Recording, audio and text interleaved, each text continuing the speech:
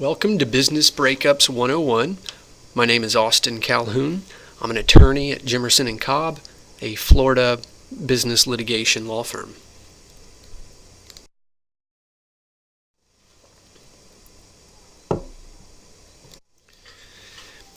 In this webinar, we're going to focus our attention on Florida corporations and limited liability companies. We're not going to focus on partnerships or joint ventures, which have unique differences when it comes to a breakup. Our roadmap for the webinar starts with just quickly looking at some issues that closely held businesses see, and today's focus will be on closely held businesses. Primarily when there's 10 or fewer shareholders. It can be a family held business or not, but we're not going to look at publicly traded companies or large corporations. We'll then identify some of the issues that cause breakups. We'll look at a list of different ways a company can break up. We'll talk about planning for a breakup, and that's typically dealt with in the governing documents of the company. The closely held businesses are controlled by the majority, and for the most part, the majority enjoys full unfettered control, but that is only to a certain extent. There are limits. The minority shareholders do have some protections. Ideally, you want your breakup to be amicable, and you want it to be orderly. And we'll look at how that takes place. Then, unfortunately, it's not always amicable. Sometimes you got to force someone out. On the flip side of that coin, if you're the person being forced out, what are your rights? What remedies do you have? One of those remedies for a minority shareholder could be the concept of shareholder oppression or dissension. And last, but certainly not least, is the concept of valuation. Probably the most critical part to any business breakup, and we put it at the end of the presentation just so you can't leave early.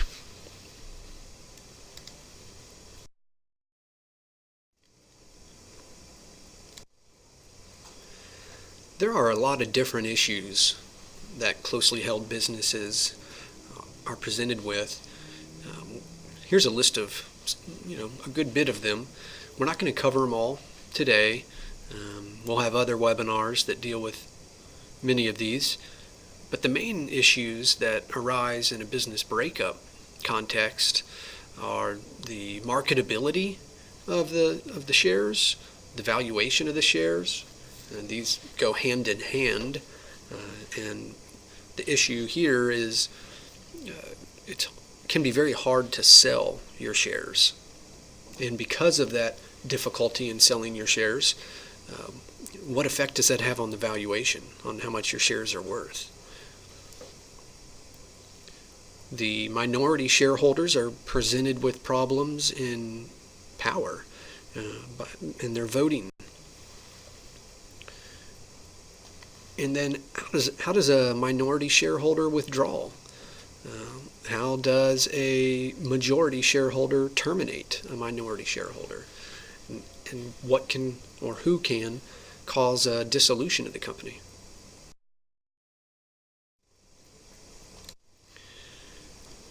Business breakups, just like personal breakups, come in many shapes and sizes. The one you may think of first and foremost is the classic partner dispute, where the shareholders are angry with each other for different reasons.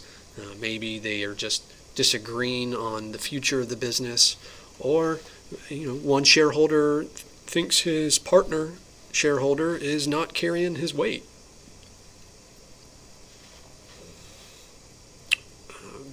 businesses at some point will face a financial breakup, typically retirement. One of the partners will want to retire and liquidate his interest in the business. And so that's another form of a breakup, because he's going to break away or leave the company, or break the company apart, dissolve it. Last, there's unforeseen breakups. Death and taxes are the only inevitabilities.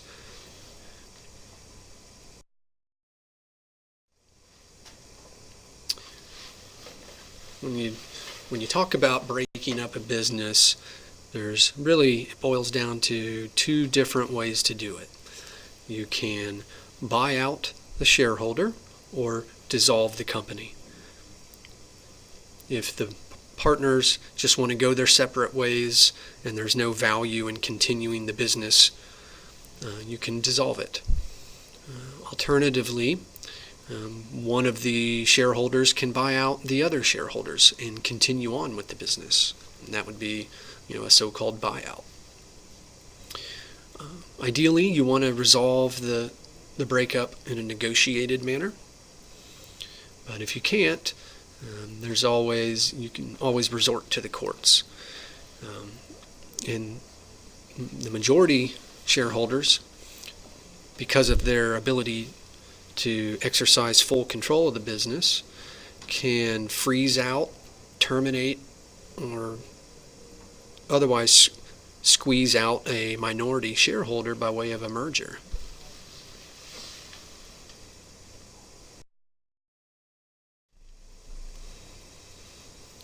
Before we dive into breaking up and how it happens and what happens, how can we be proactive? Well, you're proactive by executing corporate governing documents that address it. Corporate governing documents being a shareholder agreement for a corporation, and an operating agreement for a limited liability company, or some form or fashion of a buy-sell agreement between different partners or shareholders. So what provisions do we need to focus in on when we're preparing these documents? Primarily, it's the 8 Ds: death, divorce, disability, dissension, dissolution, departure, debt overload, and decline of market. These are all important scenarios to address in your agreements. But let's not forget building in a sufficient funding vehicle. And what we mean by that is, upon one of these 8D events, somebody's going to get paid. But how are they going to get paid? That's what we mean by sufficient funding vehicle. How do they get paid? Is it a 100% payment up front? Is it structured over a period of time? Is it secured by collateral, etc.?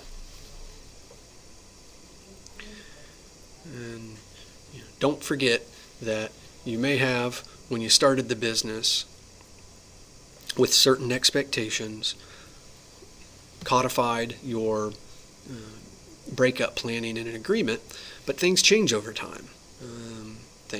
You may change as a shareholder, or the law may have changed, or the market may have changed, the business may have grown. As the business and the law and the market develops, you need to take a look at your agreement, and it may need to be updated.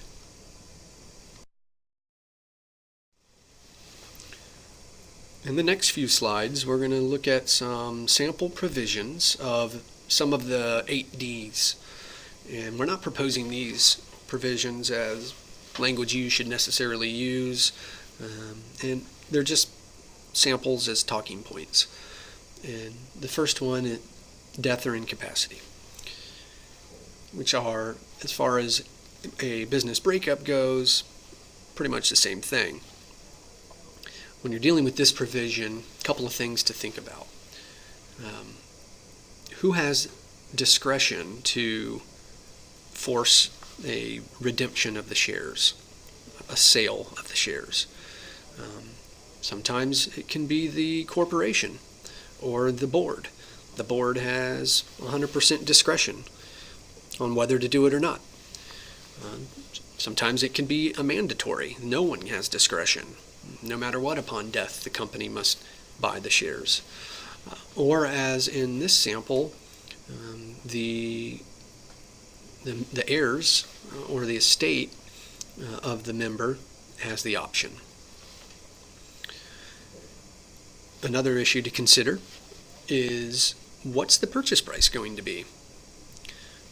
Is it going to be full value, some reduced value, and is it going to be paid out differently? Is it going to be, are the payments going to be stretched out longer?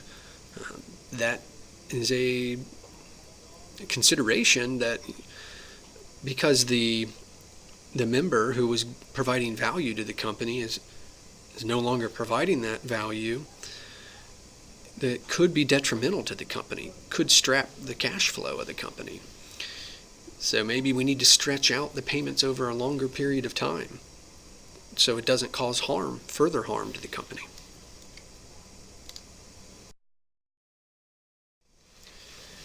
The next 8D we're going to discuss is dissension, and within that category, let's talk about what happens when one of the shareholders' employment is terminated. Let's talk about what happens when the other shareholders want to kick the shareholder out, or terminate his shares. A subset of terminating his shares is a term called redemption, and that's where the company or the other shareholders buy back the shares from the terminated shareholder. The sample on the screen discusses termination of employment. And when you're thinking about termination of employment provisions, you can break it into two subsets. There's voluntary termination or involuntary termination. Voluntary being the shareholder quits, and the involuntary termination is he's fired. Well, under those two subsets, should the stock purchase be dealt with separately or differently? In many cases, the answer would be yes. If there's a voluntary termination, or i.e. the shareholder quits, should he get the full benefit of his bargain, or should he lose out on all of his share value, or some of it? Think through that and build in provisions accordingly. If he's fired or involuntarily terminated, and so he's, was it for cause or without cause? Was he fired for bad acts, for misperformance, or was he fired just because the majority wanted him out? Maybe they just want his shares. He was performing just fine, but they want it all. Under each of those different scenarios, there could be, and probably should be, a different breakup mechanism in place. Primarily a different price of the value of his shares, what that shareholder who's terminated, what he gets out of it. Another issue to discuss is the redemption or buyout going to be mandatory or discretionary? Mandatory meaning when the shareholder's employment is terminated, the company has to and has no discretion, but they have to buy his shares. Under a discretionary format, they have the option to.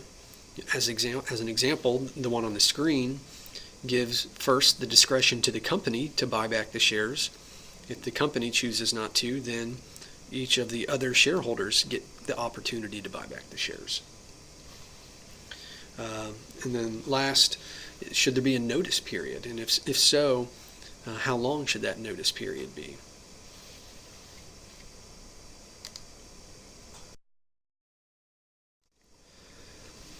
The next 8D we look at is departure. And departure is, it can be retirement, or maybe it's not a retirement scenario. Maybe, the shareholder wants to continue working. Maybe he's going to compete against the company, or maybe he can't because of a non-compete, or maybe he's going to move outside of the geographic region of that non-compete restriction. But you may want to structure your retirement versus non-retirement voluntary departure differently. Something to think about. In any case, do you want to build in a right of first refusal, which is pretty common in most agreements?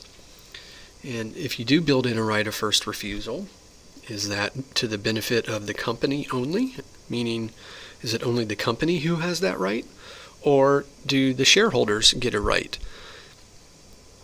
So if one of the shareholders wants to sell, he's got a third party lined up, someone who's not currently a shareholder. They've made an offer to him. Under a right of first refusal provision, the shareholder has to take that offer and deliver it to the company, and the company gets to look at it and decide if instead of the shareholder selling to that third party, the company can buy the stock at that term or some other term. Maybe under the right of first refusal, the company gets to buy it for a cheaper price. If the company does not elect its right of first refusal, do the other shareholders get a chance? Do they get a bite at the apple? And last, can the company block it altogether?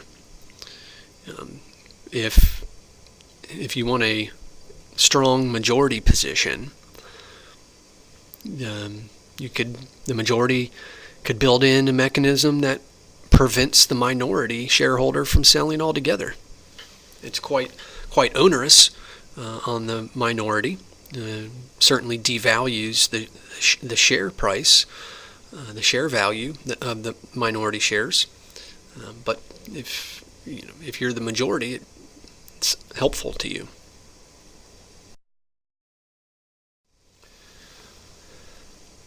Another provision to consider in your agreements is a dissolution provision. Under Florida law, the statutes provide that a simple majority can decide to dissolve the company. Maybe you want to ratchet that up a bit and build in a supermajority, like the example on the screen. Here it takes 75% instead of just 51%. You can also build in other triggers for dissolution. Maybe a divorce.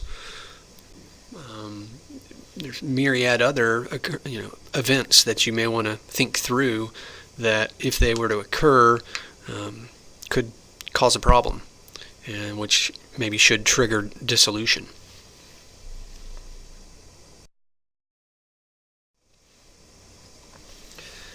A critical provision is the purchase price provision, at least when you're dealing with a business breakup.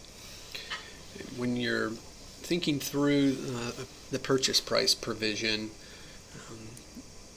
you first want to think about the mechanism. How is the purchase price determined? And that starts with identifying a decision maker. And the decision maker can be, and some people would say it should be, a third party, someone not interested in the company, such as a CPA or a professional business evaluator. So the agreement should identify who that decision maker should be. In addition to it being a third party, you can always set it as the company or identify the board. And those provisions where you're setting the board or the company as the decision maker, those are very majority shareholder friendly. It's a mechanism to really drive down the price that you would have to pay to a minority shareholder, and it minimizes the value of the minority shareholders' interests. After identifying who the decision maker is, you don't stop there. You keep going. You define the methodology that decision maker has to follow. For instance, just like in the sample on the screen, you can set it at the so-called fair market value. Alternatively, you could set it as book value. Or you could come up with some, very exotic mechanism or methodology. Also, consider whether the purchase price will change based upon the departure, the type of departure, whether it was a for-cause departure or a not-for-cause departure.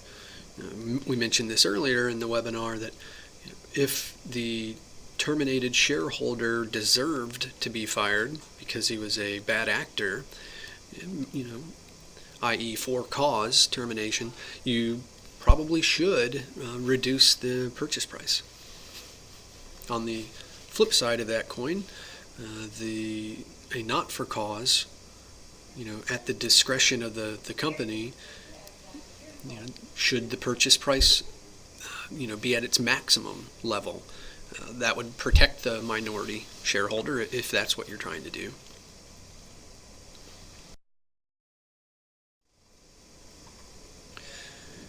After identifying the purchase price mechanism, you want to think through and write in a provision that sets forth how the purchase price is going to be paid, what we call the funding vehicle.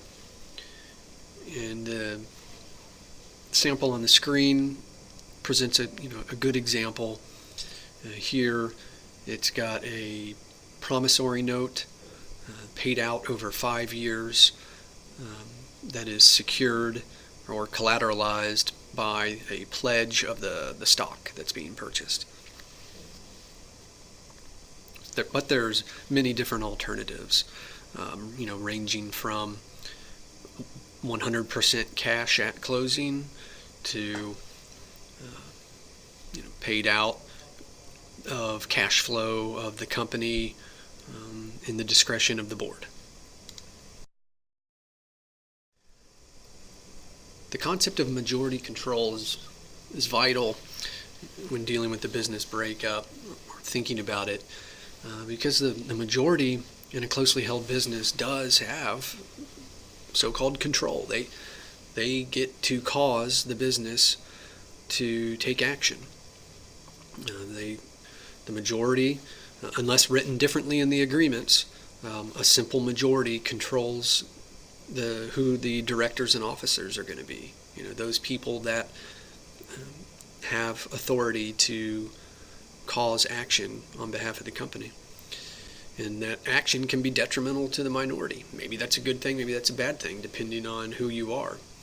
If you are the majority, you want to build in to any agreement full unfettered discretion to take any action. If you're the minority, you want to put some stopgap mechanisms. Some examples of what the majority can do to a minority is force termination of the minority, force the minority to sell back his shares, can altogether block a minority from being able to sell his shares or liquidate his interest in the business. The majority can even freeze out a minority, which means, in short, cause the minority's interest in the business to be worthless. There is a balance to it. While the majority does have control, they must exercise that control with some caution. In Florida, that caution is at a minimum the fiduciary duties of duty of loyalty and duty of care. And if you step outside the bounds of those duties, the majority could be struck with a claim of oppression or self-dealing misappropriation.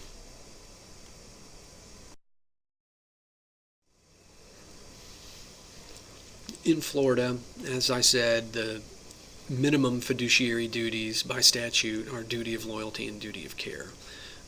The statute does not allow you to disclaim those duties.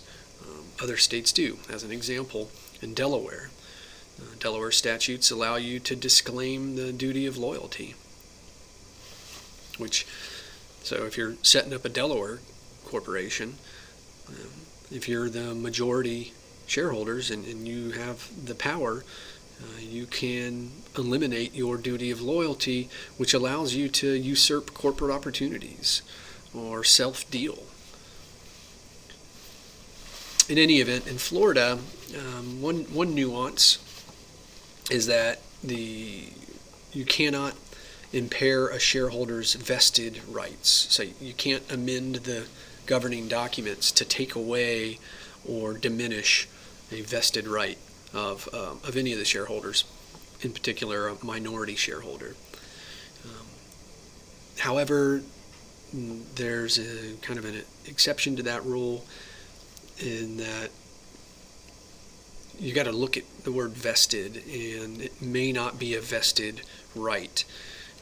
If the minority shareholder signs the shareholder agreement, which has a certain right, but that agreement has an amendment provision, the right is probably not vested. In essence, the minority shareholder agreeing to, that is my right, but that right is subject to amendment. So if the majority amends the agreement, it amends my right. So in that scenario, the majority can steal a right from the minority shareholder.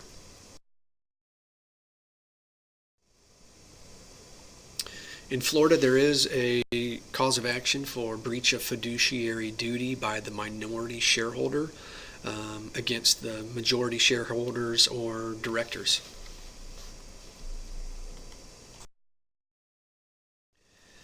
The primary defense in almost any business breakup cause of action is going to be the business judgment rule.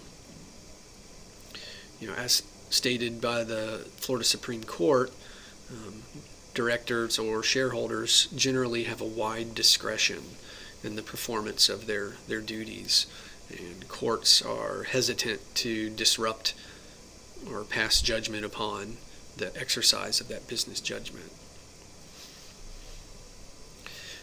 There is a Florida statute on point that codifies the business judgment rule, and that's Florida Statute 607.0830. But the business judgment doctrine is not without limits. In exercising their business judgment, a director must use due care. An example of going too far and losing the protection of the business judgment rule, if a director makes a unilateral decision to disregard a corporate directive, that director will not be protected by the business judgment rule and will be subject to a claim for breach of fiduciary duty or otherwise.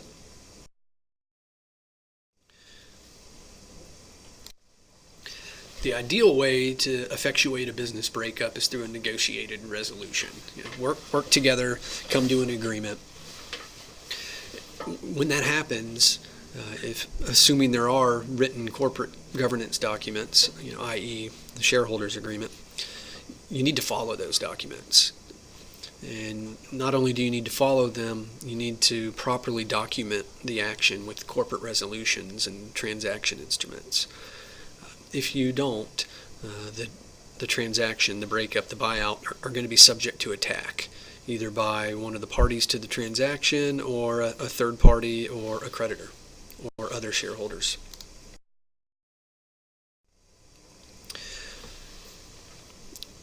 One way to break up is to break up the company, dissolve it.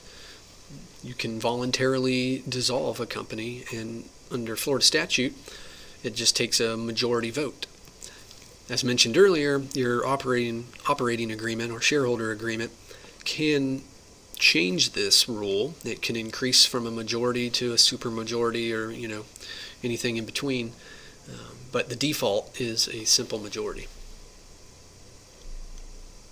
Once you've dissolved a company, and a dissolved company doesn't mean the entity is dead.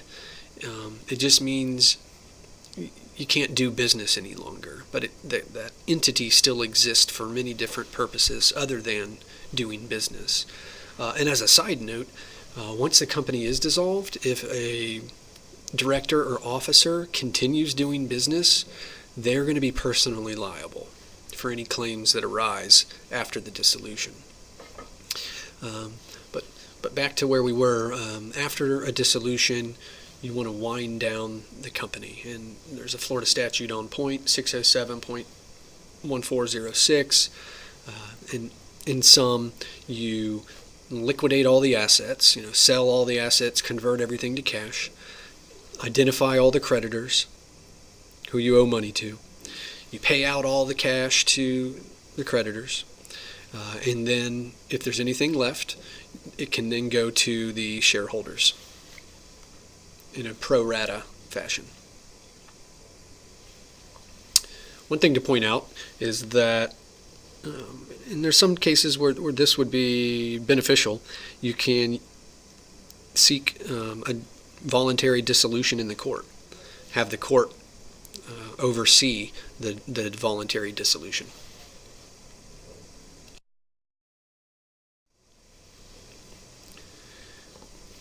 If the parties can't agree to dissolution, and in some cases where a minority shareholder has been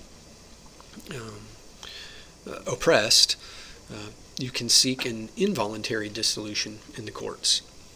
It's a fairly high bar to overcome to get the courts to dissolve a company, however. It's got to be things like illegality or fraud, material misapplication of corporate funds. It's got to cause material injury. Deadlock is one basis for judicial dissolution. And deadlock being where, let's say you have two shareholders, they each have 50%, so it's a 50-50 vote, and they can't agree on something. That's a deadlock. But it needs to be a substantial business issue that is at deadlock, and there's some other conditions, and those are all found in 607.1430 subsection 2. Things really start to get interesting when we talk about minority member freeze-outs. And a freeze-out is where the majority uses certain oppressive techniques to force the minority shareholder to relinquish his or her stock in the company at a very low or nominal price, or renders the stock worthless and prevents the minority shareholder from receiving any profits of the company. So it's one way to freeze out is to siphon off all the profits of the company before they make their way via dividend or distribution to the minority shareholder. So the controlling majority could take, it's the controlling majority who sets salaries and compensation and declares dividends. They could, instead of paying dividends, pay excessive compensation to themselves, which would leave nothing left for the minority shareholder. There's other creative ways to freeze out a minority member on the screen.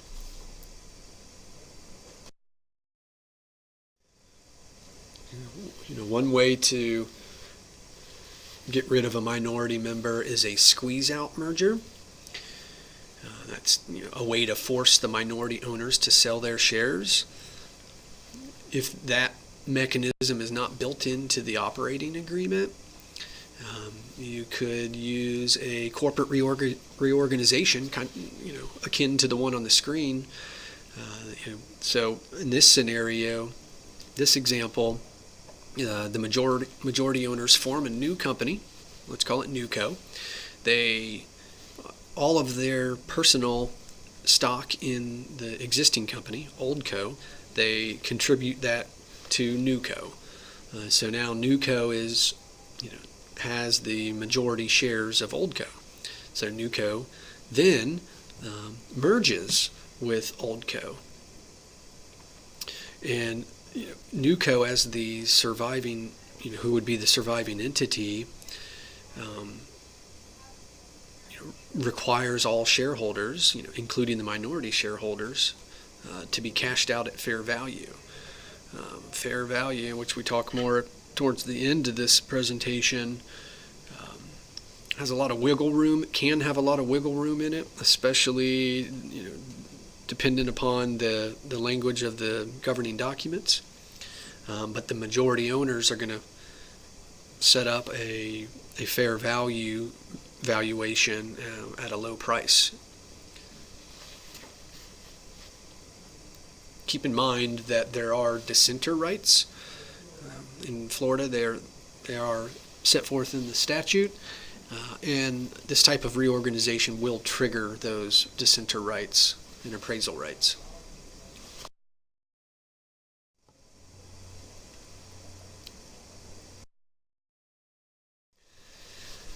Florida does not recognize the so-called shareholder oppression cause of action. It hasn't rejected it, but it hasn't expressly accepted it. But it basically does under the guise of breach of fiduciary duty or shareholder derivative actions. In essence, shareholder oppression is the frustration of the reasonable expectations of the shareholder. You could say that it's where the rights and interests are so totally ignored and violated that the ownership interest is essentially taken from them by those in control of the corporation.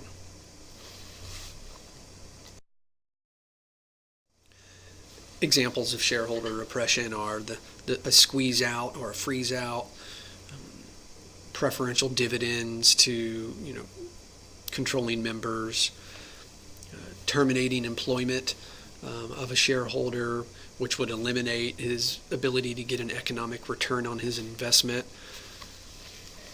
excludes him from management of the company, removing the shareholder as a director, denying him any voting or shareholder rights, denying him access to information.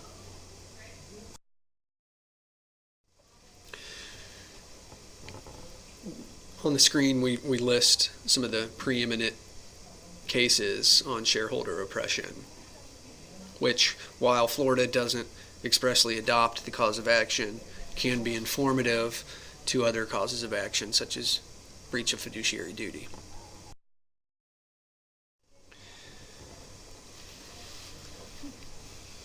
A minority shareholder does have other remedies at their disposal. They can have a court compel compliance with the buyout in the governing documents.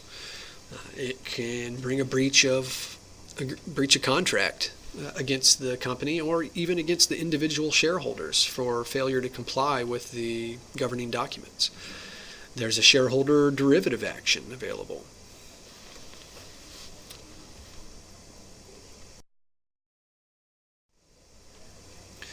As mentioned on the previous slide, Florida does recognize a cause of action for breach of contract against shareholders for their personal failure to comply with the governing agreements.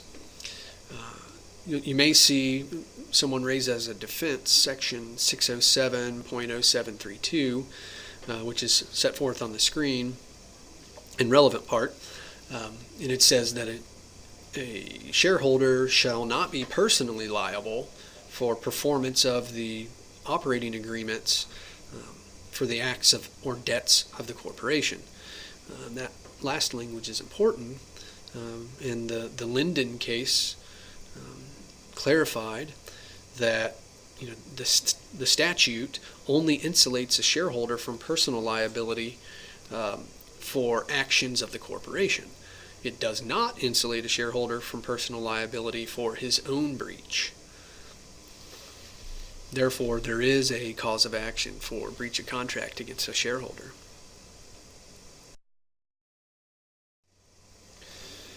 Florida courts have recognized the cause of action for shareholders' derivative action, and it's often asserted against the directors, and it should be rooted in a violation of duty of loyalty. It really boils down to self-serving acts. So the director is going to be liable to the shareholders if the director does something to the detriment of the company that derives an improper personal benefit to the director. It's also available for violation of a criminal law or any really bad malicious purpose. Shareholder derivative actions can also be asserted against shareholders or members, but generally it's someone's obligation as a director or officer that trigger the fiduciary duties that underlie a shareholder derivative action.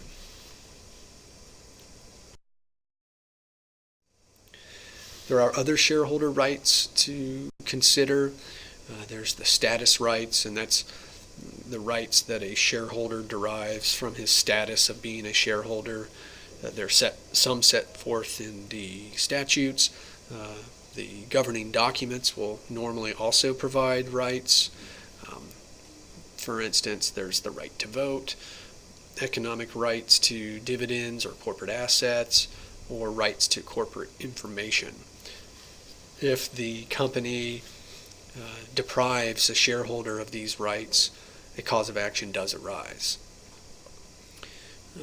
Dissenters' rights are a statutory right given to ensure that a shareholder has an opportunity to withdraw from the corporation when the corporation is going through a fundamental change, such as a sale of all assets or sale of majority of the stock.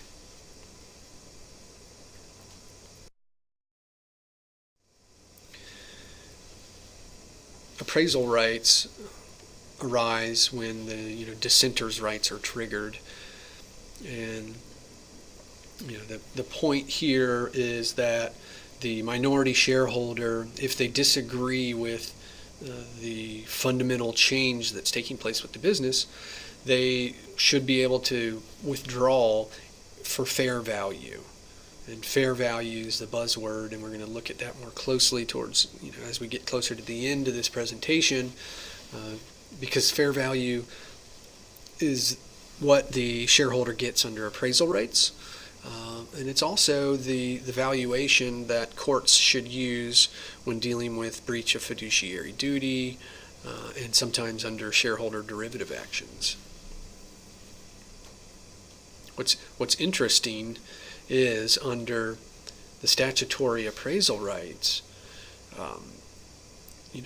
as long as the company has 10 or fewer shareholders, there's no discount for lack of marketability or minority interest, which in a closely held business, those discounts can be quite substantial, reduce the value of the minority shareholder's stock quite substantially.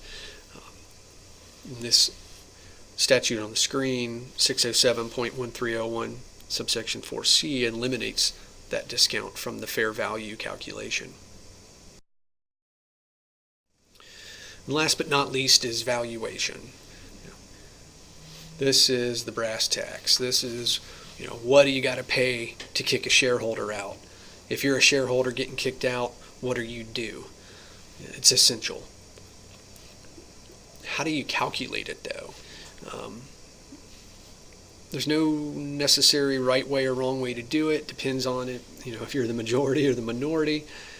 But it's good practice to think about an objective third-party opinion, such as a CPA or a business valuator. And then, as mentioned earlier, You want to set forth the methodology that decision maker has to use in calculating the valuation. You also want to consider any applicable discounts. Does the discount of minority shareholder come into play or not?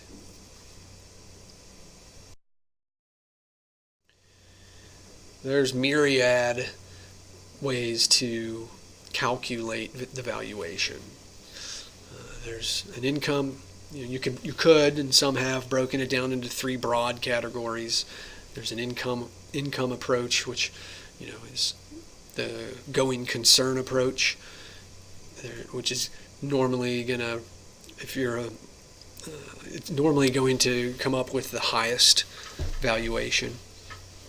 There's an asset approach, which is the so-called book value method, that in many small businesses is going to be the lowest valuation. And then there's the fair market approach, which considers what would a willing buyer and pay to a willing seller.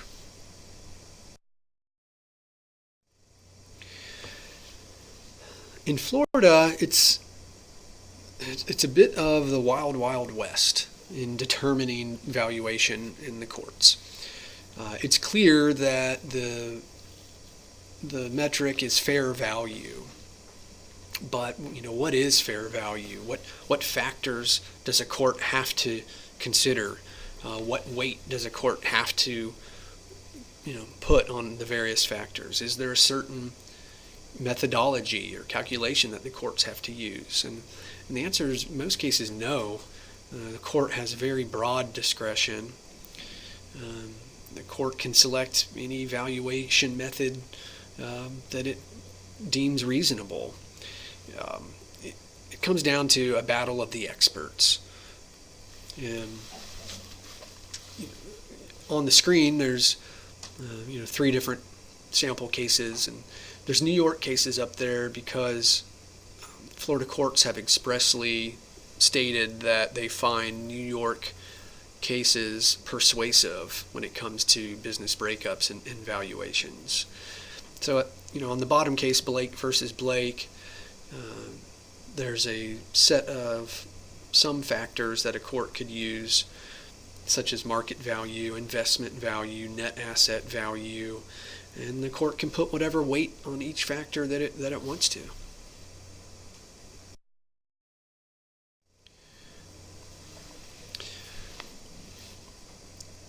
Valuating close corporations, which are not readily sellable, is problematic.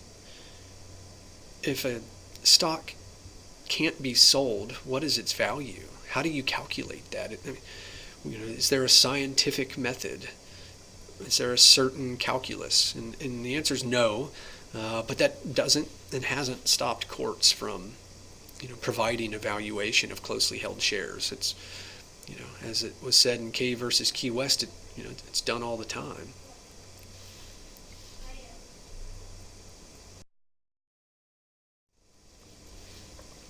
Timing is an important point in valuation.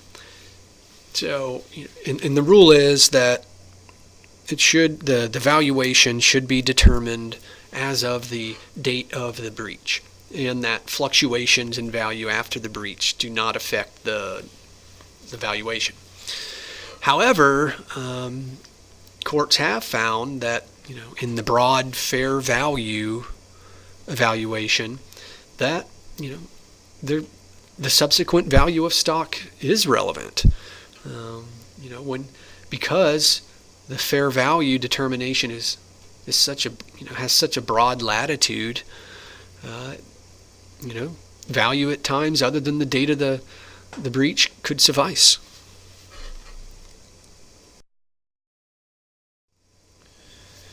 To be clear, fair value is not the same thing as fair market value. It's important to understand that because there's been cases and some people confuse those two terms. They use them synonymously. but there's a critical distinction in the law, and they're not the same thing. Fair value is broader, it goes further than, and it has a lot more factors in it than fair market value.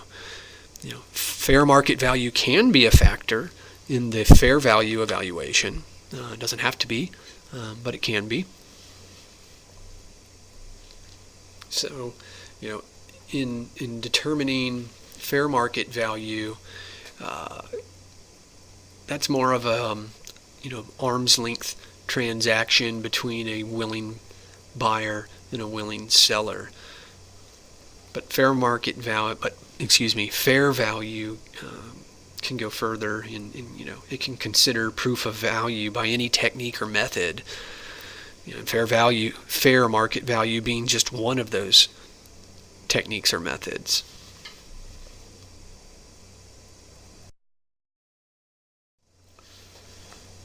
The last issue we discuss on the issue of valuation is the concept of going concern. And the question is whether fair value is determined on a going concern basis or a liquidation basis. Going concern means that the business is going to continue to engage in its business with the expectation of an indefinite continuance. That it's going to continue in business just like it has, that it's going to be equally profitable in the future as it has been currently. As in opposition to the going concern basis is the liquidation basis. That's the fire sale. Let's sell all the assets, pay off all our creditors, figure out what's left. As you may imagine, the liquidation value is going to be much lower in most cases than the going concern. So if you're the one selling, you want the fair value or the valuation to use a going concern methodology.